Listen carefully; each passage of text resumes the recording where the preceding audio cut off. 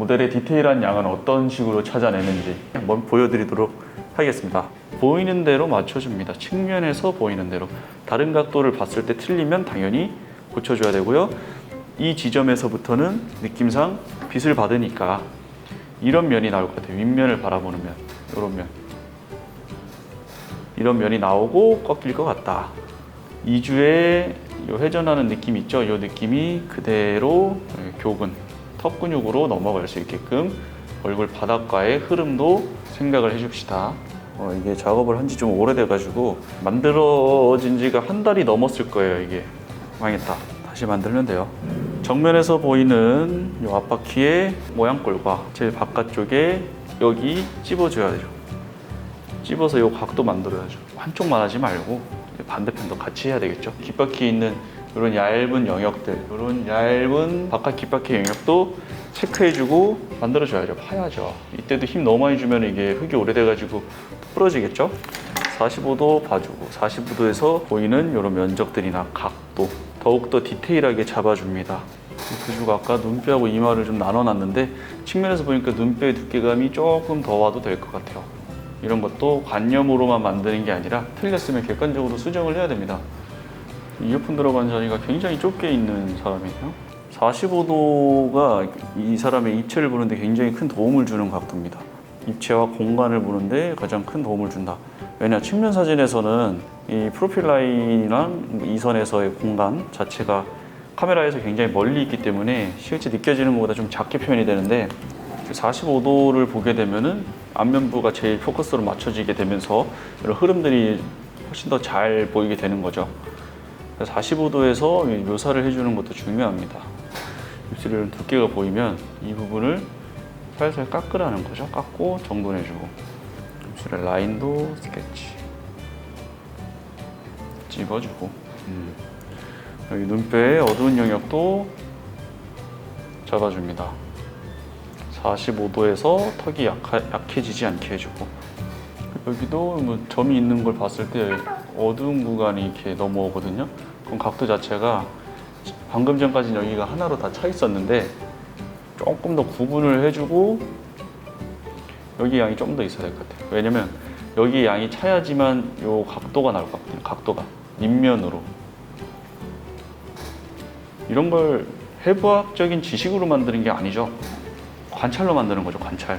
어디 한 군데를 매듭 짓는 거는 이제 시험 안에서는 분명히 필요한데 만약에 내가 밀도작을 만든다, 작품을 만든다 하면 어느 한 군데 매듭 짓는 게 아니라 계속 군데군데 밀도를 조금씩 올려주면서 틀린 부분이 있으면 그걸 과감하게 고칠 수 있게끔 작업을 해야 됩니다. 한 군데를 완벽하게 완성을 해버리면 과감하게 고칠 수가 없겠죠. 그러면 우리는 시험을 봐야 되는데 그런 식으로 작업하는 게 의미가 있나요? 라고 생각할 수도 있는데 당연히 의미가 있습니다. 시간을 무한대로 줬을 때 본인이 작업을 어디까지 할 수 있느냐가 그 사람 실기의 역량이라고 볼 수가 있어요.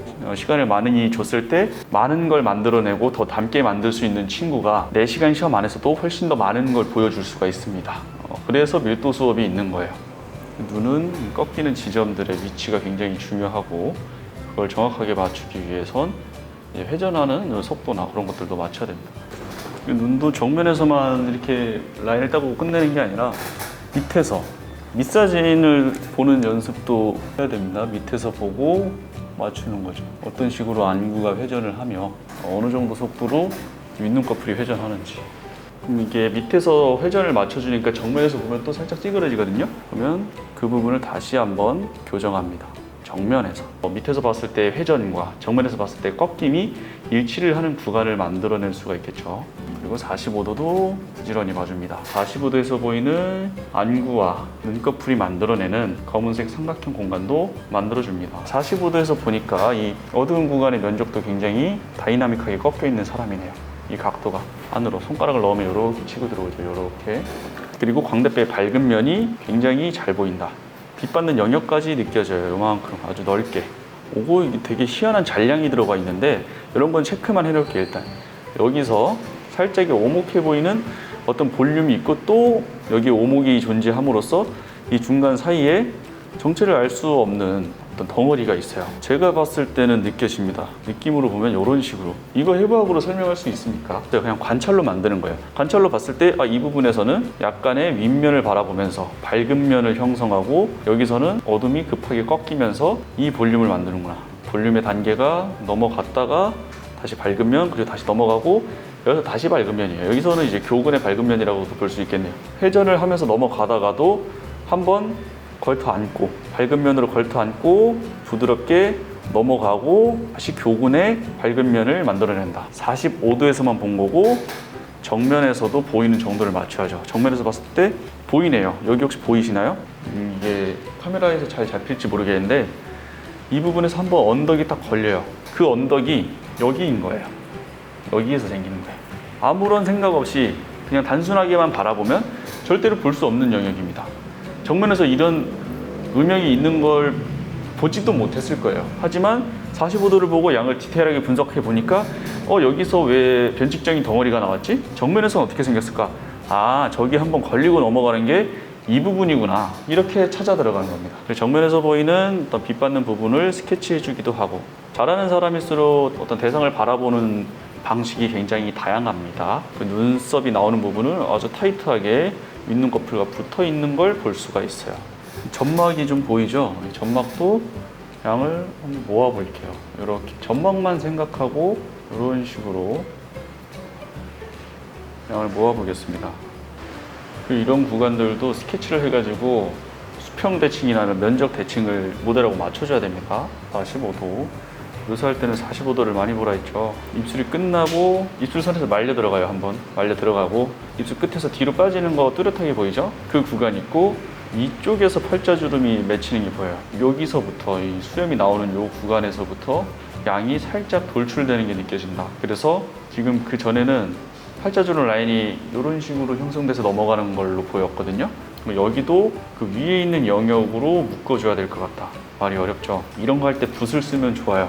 결 방향을 이 위에 덩어리랑 얘랑 묶는 거예요. 묶고 얘는 따로 가는 거예요. 따로. 여긴 따로, 여긴 따로.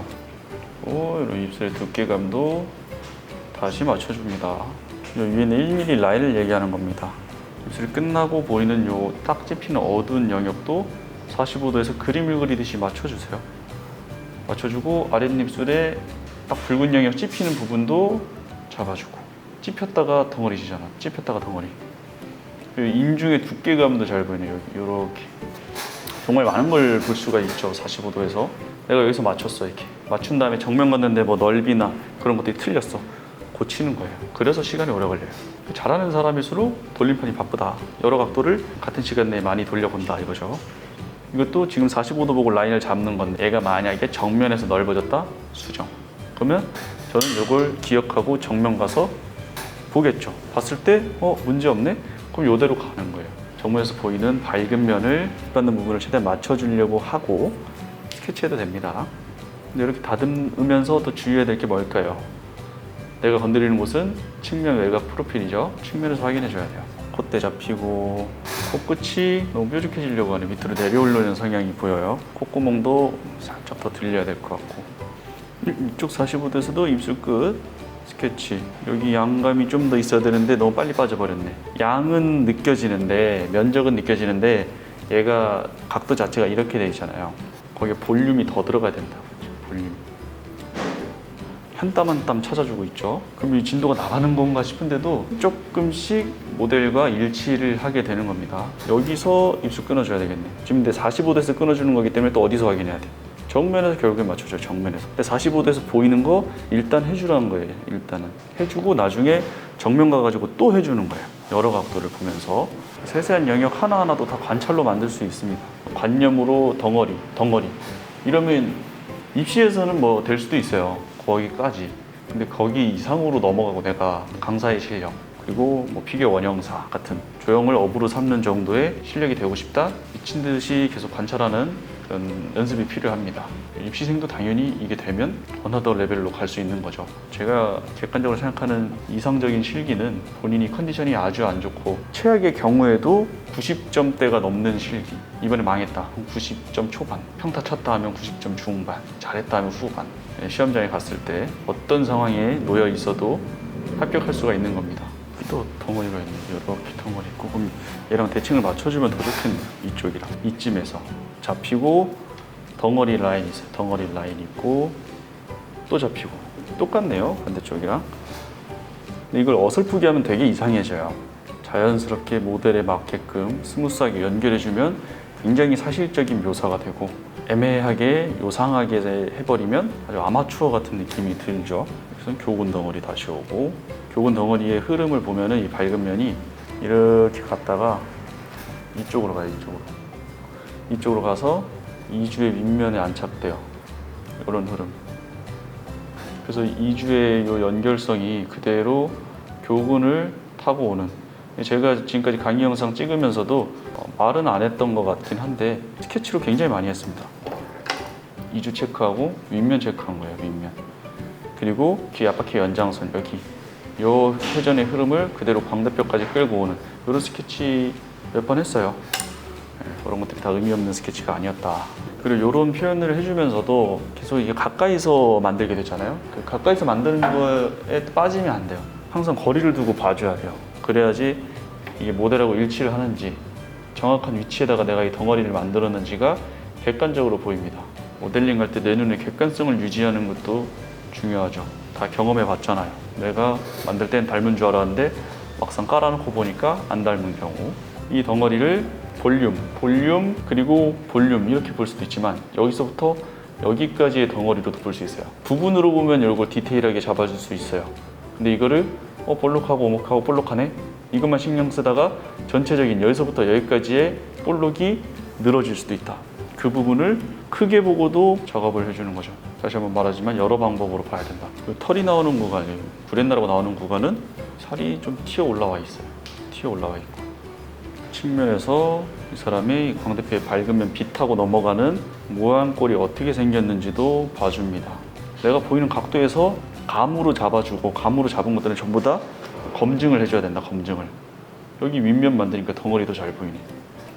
광대뼈에 윗면을 만들었잖아요. 만드니까 이 덩어리가 더 잘 보인다고요. 지금 여기 머리카락이라고 제가 양을 막 덕지덕지 붙이거나 그러지 않죠. 하나의 흐름으로 보는 거예요. 층이 있어봤자 얼마나 있겠어요. 그냥 그 머리통의 흐름 그대로예요. 얼굴의 흐름에서 그대로 가는 거예요. 근데 얘를 너무 의식해가지고 스케치한 다음에 딱 이렇게 붙이는 사람들이 있어.